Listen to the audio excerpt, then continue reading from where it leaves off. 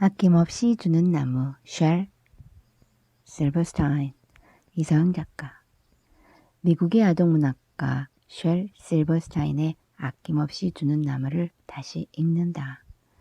필자가 읽는 분도 출판사의 이 책은 1975년 10월 초판 발행되었다. 감성을 깨우는 한 권의 책의 힘을 위한 33권의 책을 컬렉팅하면서 며칠 전부터 이미르게 압록강을 흐른다를 다시 읽기 시작하였는데 표지를 넘기니 1993년 11월 9일 현재라는 메모가 남겨져 있다.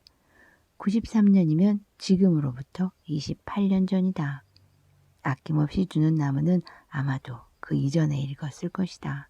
읽고 또 읽어 오늘에 이르렀겠다. 어려서 읽었을 때는 표면적인 이야기의 흐름을 따라가면서 마음이 매우 따뜻했던 기억이 난다. 스토리는 이렇다. 옛날에 나무 한 그루가 있었다. 나무에게는 사랑하는 소년이 있었다. 어린 소년은 나무에게로 와 떨어지는 나뭇잎을 한 잎, 두 잎 주워 모아 왕관을 만들어 머리에 쓰고는 숲속 왕자놀이도 하고 나무 줄기를 타고 올라가 그네도 뛰고 사과도 따먹곤 했다. 나무와 숨바꼭질도 하고 그늘에서 단잠을 자기도 했다. 시간이 흘러 소년이 성장하자 나무는 홀로 있을 때가 많아졌다. 어느 날 소년이 찾아오자 나무는 너무 기뻤다. 하지만 어린 시절을 잊어버린 소년은 이제 나무와 함께 놀기보다 자신에게 부족하고 필요한 것들의 욕망을 나무에게 쏟아놓는다. 나무는 소년이 물건을 사고 신나게 놀 수 있게 돈을 주고 싶었다. 소년은 나무 위로 올라가 사과를 수없이 따서 수레에 가득 싣고 떠나버렸다. 떠나간 소년은 오래도록 돌아오지 않았다. 그렇게 세월이 흘러 외로움으로 슬퍼하던 나무에게 소년이 돌아왔다. 나무는 기뻐 온몸을 흔들었다. 소년은 나무에게 이제 어른이 된 자신의 욕망을 쏟아놓는다. 따뜻한 집, 아내, 그리고 어린아이를 갖고 싶은 소년에게 나무는 자신의 가지를 베어가라고 말한다. 가지를 몽땅 베어 소년은 나무의 시야에서 사라져갔다. 이제 중년이 된 소년이 오랜 고독의 시간을 지나 나무에게로 왔다. 이리 온 얘야, 나와 함께 놀자꾸나. 소년이 말한다. 난 너무 나이 들고 비참해. 여기로부터 더 멀리 떠나기 위해 배 한 척이 있었으면 좋겠어. 소년은 나무 밑둥을 남겨놓고 몽땅 잘라 배를 만들어 멀리 떠나버렸다. 그래서 나무는 행복했지만 정말 그런 것은 아니었다. 다시 오랜 세월이 지나 소년이 돌아왔다. 소년은 이제 허리도 제대로 펴지 못하는 노인이 되었다. 나무는 소년보다 먼저 이렇게 말했다. 얘야, 미안해.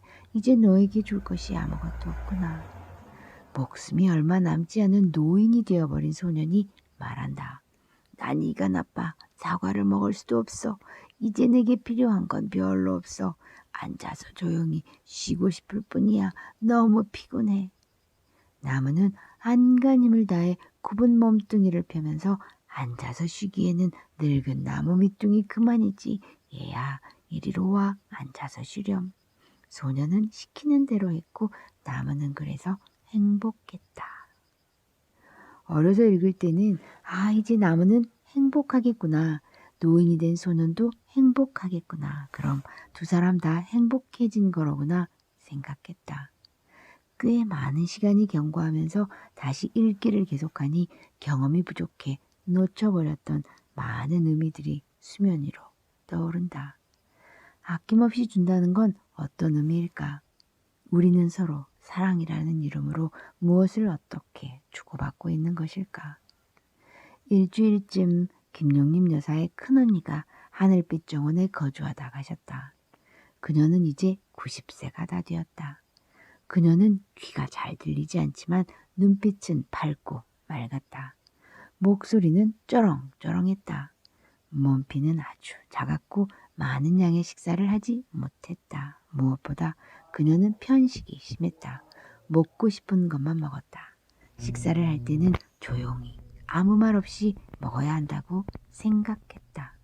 몸이 허약하고 노인이기 때문에 대접받는 것은 당연하다고 생각했다. 나이가 들었는데 더 이상 무엇을 배워야 하느냐고 말했다. 늙었으니 배움은 이제 더 이상 의미가 없다고 말했다. 이 나이에 배워서 어디다 쓴다냐? 필자가 제안한 그림 그리기도 싫고 한글 연습하는 것도 싫고 숫자 공부하는 것도 싫었다. 죽을 날이 가까운데 무엇을 왜 배워야 하느냐고 물었다.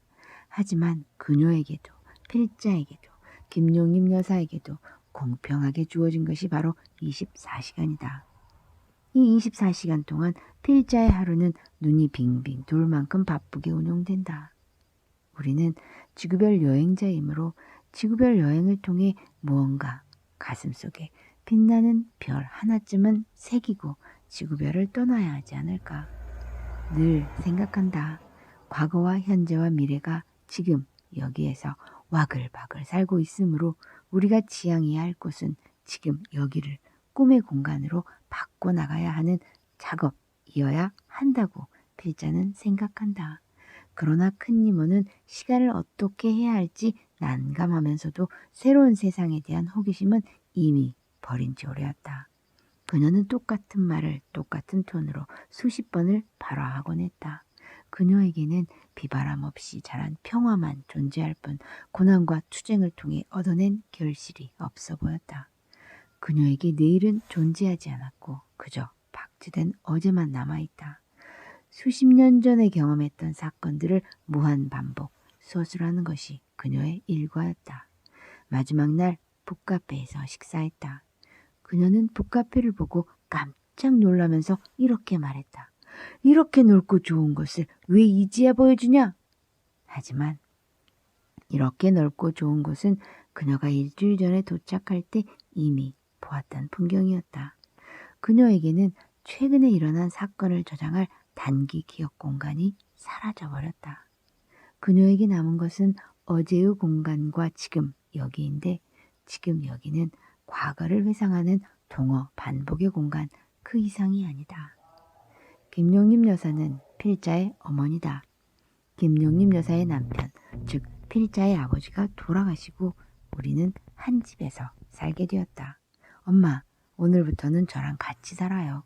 오늘부터는 은행, 동사무소 혼자 다녀오세요. 버스 혼자 타는 연습해보세요. 수영장 혼자 가세요.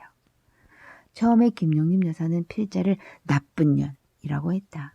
늘 아버지로부터 보호받아 왔으므로 독립하라는 필자의 말이 절망처럼 느껴졌을 것이다. 6개월이 지나자 그녀는 필자에게 이렇게 말했다. 내 친구들은 버스도 혼자 못 타고야 은행도 혼자 못 가야. 그게 얼마나 쉬운 일인디.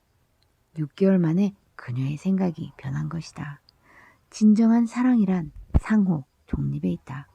서로 주체가 되어 거울을 바라볼 때만 거울 속 대상은 비로소 웃는다. 사랑이라는 이름으로 무엇을 어떻게 아낌없이 줄 것인가 곰곰 생각한다.